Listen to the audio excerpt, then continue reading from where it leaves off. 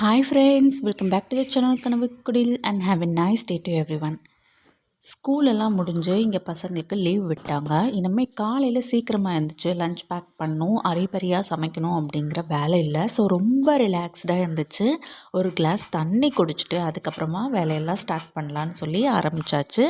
இன்றைக்கி வந்து ரொம்பவே சிம்பிளான பசங்களுக்கெல்லாம் பிடிச்ச மாதிரியான மஷ்ரூம் அண்ட் ஸ்பினச் சாண்ட்விச் தான் செய்ய போகிறேன்.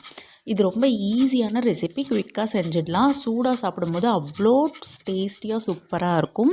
லஞ்ச் பாக்ஸ் அண்ட் ஸ்நாக்ஸ் பேக்ஸ்க்கும் இதை நம்ம பேக் பண்ணி கொடுக்கலாம். ஸோ இதுக்கு என்ன பண்ணணுன்னா, குட்டி குட்டியாக நறுக்கின மஷ்ரூமை ஒரு ஸ்பூன் பட்டர் போட்டு நல்லா சாட்டே பண்ணிடணும். அதில் இருக்கிற மாய்ஸ்சர்லாம் போய் நல்லா ட்ரை ஆகிற வரைக்கும் நல்லா சாட்டே பண்ணிவிட்டு அதுக்கப்புறமா குட்டி குட்டியாக சாப் பண்ண ஸ்பினச்சையும் ஆட் பண்ணிவிட்டு நல்லா மிக்ஸ் பண்ணிக்கணும். ஸ்பினச் வந்து நம்ம எவ்வளோ ஆட் பண்ணாலும் கொஞ்சமாக ஆகிடும். ஸோ இதுவும் நல்லா வதங்கினதுக்கப்புறமா ஒரு டீஸ்பூன் அளவுக்கு சால்ட்டு அண்ட் தேவையான அளவுக்கு பெப்பர் ஸ்பைஸுக்கு தகுந்த மாதிரி போட்டுக்கோங்க. வேறு எந்த ஸ்பைசஸும் ஆட் பண்ண வேண்டாம். இதை நல்லா மிக்ஸ் பண்ணி விட்டுட்டு ஸ்டவ் ஆஃப் பண்ணிவிடுங்க.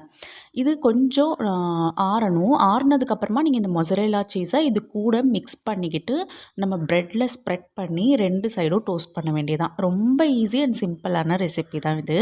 ஸோ பிரேக்ஃபாஸ்ட்டுக்கு இதாக பிளான் பண்ணியிருக்கேன். பசங்க எந்திரிச்சதுக்கப்புறமா சூடாக டோஸ்ட் பண்ணி கொடுக்கலான்னு இருக்கேன். ஸோ தண்ணி குடித்தாச்சு. ஒரு 1/2 hour கழித்து ஒரு காஃபி குடித்தாதான் எனக்கு அடுத்த வேலையே ஓடும் அப்படின்னு சொல்லலாம்.